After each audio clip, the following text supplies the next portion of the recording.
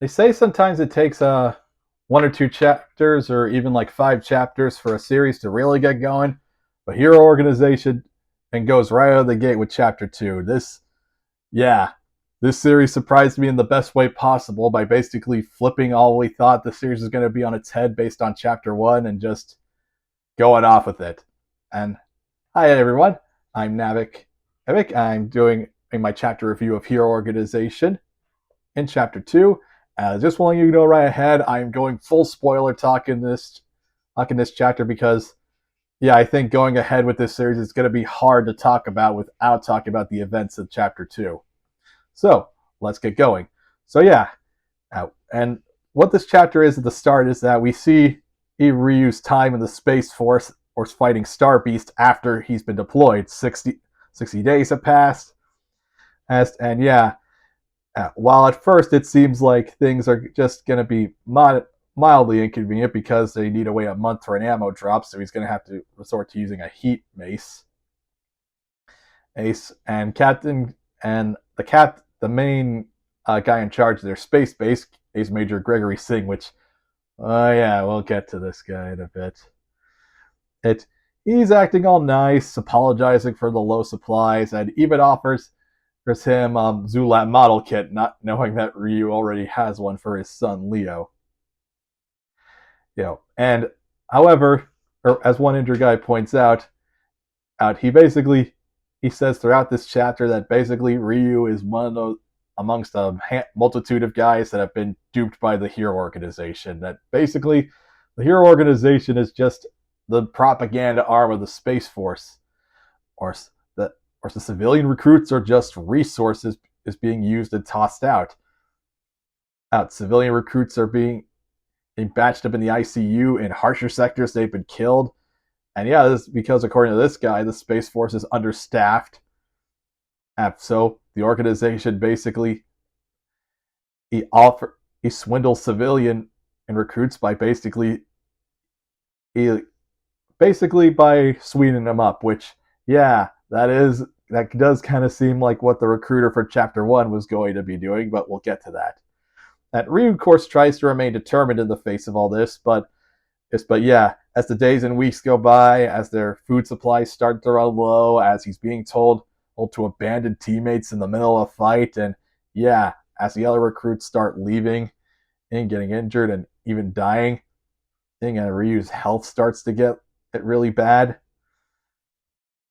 and he and yeah, it's hard for him to refute the injured guy when he says that replaceable soldiers are produced, that basically the civilian recruits are no different from the zoo labs, basically just mass produced these pieces of equipment and for them to throw at the Star Beast. And yeah, things aren't made any better when Ryu goes to the medical wing and ends up having to help the doctor because they're severely understaffed. But it's not all bad. During this time, he sees Ryu meets the doctor's daughter, Millie, who's trying to help out as best she can, and he even notes that she's the same age as Leo. And yeah, they're so grateful for him helping them out that they basically he made a meal for him, which includes some meat, which has become really scarce in the Space Force. So yeah, they end up having a nice conversation, and Ryu ends up giving the Zoo Lab model kit to Millie, which she of course adores. Or and yeah, the doctor tells Ryu that he and Millie have been transferred to the military fleet. And yeah, the doctor joined up because there's a shortage of doctor, so he's willing to work where he needed to. But he says it's fine because he's got his daughter by his side. And yeah, after a phone call, all from all where Ryu calls his family, he talks with Leo again. Yeah, Ryu starts to realize that the injured guy was right. He was suckered in by all the propaganda. He was suckered in by the sweet words, and now he's just miles away in a horrible situation away from his son.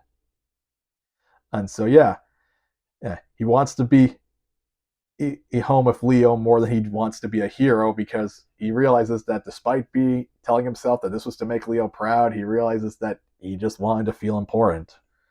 And said, yeah, that's a really humanizing moment for him. And unfortunately, fate decides to screw over Ryu once more because yeah, while the main while the space for while the base its main force is trying to fight against some star beasts in a different sector, or they've got or the base has got a message that a warp type star beast, basically a star beast capable of teleporting across space, is heading to their base. Captain Singh tries to mobilize, but he's still injured, and he's going to try to take a drug in order to basically. Well, yeah, we don't really know what the drug does. It apparently boosts your life energy, but we'll get to that. But they receive an update that the Star Beast is actually attacking the transport ship. Yep, and yeah, Captain Singh seems too sick from old injuries in order to defend him. So, and yeah, there's another awesome moment for Ryu. Despite the fact that he's scared, despite the fact that he knows he's in a horrible situation, and despite the fact that above all else, he wants to be with his son again, and he can't help it. He has the heart of a real hero. So yeah, he ends up going out in his zoo lab, and ends up saving the Doc and Millie and all the rest of the people on the transport ship, and from the Star Beast. He's fighting with all he's got, and he even ends up, and yeah, of course this continues on from the last chapter, but the artwork is still pretty damn gorgeous. Because and yeah, Ryu fights with all his heart, even though he knows that he's an expendable cog. Because even mass-produced soldiers still have their pride. Right. So yeah, he ends up saving everyone, and definitely seems like he inspired Millie here, which might end up being more tragic in the future. We'll get to that. So yeah, Ryu ends up finding one of those life force rifles that he used in a training session, abandoned by a previous soldier, and uses it to fire at the Star Beast.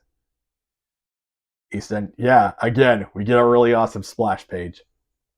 And yeah, what happens next is a bit confusing because it seems like he kind of hit the Star Beast but missed, and yeah, then this happens, and it kind of seems up in the air whether or not the Star Beast just warped away or whether or not the rifle did that. But either way, Ryu saved the day, although his body is still being fucked over by the drug. So yeah, he can't move, and it seems like Captain Singh and the Siegfried comes to help him. And yeah, keep in mind that the Siegfried is, as we learned in the last issue, was Leo's favorite mecha model. So that's going to be hella ironic in just a few seconds. So yeah, he congratulates Tyler, and tells him that he saved the transport ship. And yeah, he thinks that Captain Singh came all the way to save Ryu, but Singh says he's going to fulfill his duty. And I'm telling you guys right now, if you do not want to see what the big twist is, click off the video. But yeah, it's going to be impossible to talk about the series going forward. So ready? 3, 2, 1. Captain Singh murders Ryu. He stabs the zoo lab up through the cockpit and tells him that he's going to make Ryu a hero. Basically, according to him, the higher ups dictated that he would be the hero of this mission. And Ryu, of course, tries to fight back, but yeah, as it turns out, his life force energy is just average, and the only reason he was able to drive back the Star Beast is because of that life force enhancing drug. And now he's paralyzed. And one thing I do want to know is that it really seems like Captain Singh doesn't like anything he's about to do, but yeah, kind of just from this expression alone, you could tell that he hates this, but he has to do this. So yeah, the Hero Organization's going to frame that Ryu died honorably in battle, saving civilians from a Star Beast. He said that's effective recruitment, and this is how you turn civilians into heroes. And he says that his son Leo will surely be proud of him. So yeah, Ryu's last thoughts as he dies, he's getting shot by Captain Singh, and it's just thoughts about his son Leo. And yeah, I'll admit I got teared up a bit. So yeah, we go back to Earth, and the same hero organization member that recruited Ryu in the previous chapter comes to Ryu's family and tells them that Ryu died in the line of combat. And yeah, we don't see Leo's expression, but you can probably tell it's not going to be anything good. And yeah, they tell him that he's going to be posthumously recognized as a hero, and we do learn that, in fact, the injured guy was right. The recruiter basically tampered with the rifle to make it seem like Ryu had more potential to be a mecha pilot than he had. It was all just so they can get another new recruit and another possible martyr and we see that it works. We see people saluting and in like a ceremony honoring the late Ryu Tyler as a hero. Oh, it's a story of an ordinary man who rises to be a hero. Oh, in the end, the reality was deeply ironic. And yeah, that's a lot to take in with Chapter 2. I was definitely not expecting the series to go this way. I thought I was getting something more lighthearted, but hey, who knows? I guess that was the Hero Organization's propaganda working on me too. They tricked the readers and Ryu. And yeah, this raises the question of what the series is going to be like going forward. Are we going to be following Leo? Oh, is he going to end up being caught in the same machine, becoming a cog for the Space Force like his dad did? And is he going to end up interacting with Millie in the future? Or is Ryu really dead? Like, who knows? It's a sci-fi setting. He could end up becoming a Star Beast. We still don't know anything about the Star Beast. He said he could end up having been peaceful until humans were aggressive in their expansion into space. And so now the Space Force could be just using the Hero Organization to get its civilian recruits to clean up their mess for them. And this chapter really throws us into question everything about the series set up in Chapter 1. And I love it. I love the twist this took.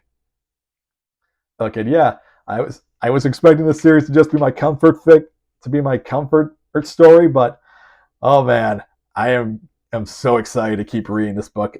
Okay, if you guys are not reading Hero Organization, which why wouldn't you? It's free on Manga Plus. It's available in English, so you have no excuse not to check out the series. But yeah, I highly recommend this.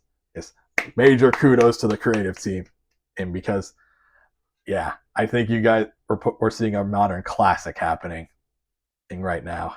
Apparently it's been doing really good in the analytics lately. It's in the top 5 chapters of this week's Shonen Jump titles.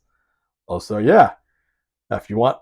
So yeah, I'm definitely excited to see where Hero Organization is going from here on out. I think this book is just going to continue to surprise us. So yeah, and if you like this video and if you're excited for me to cover or keep covering Hero Organization from week to week, be sure to hit that subscribe button, give the video a like, and hit the notification bell so you always know when I upload a new video. Oh, I give Chapter 2 of Hero Organization a 5 out of 5. And yeah, that's basically all I got for now. See you next time.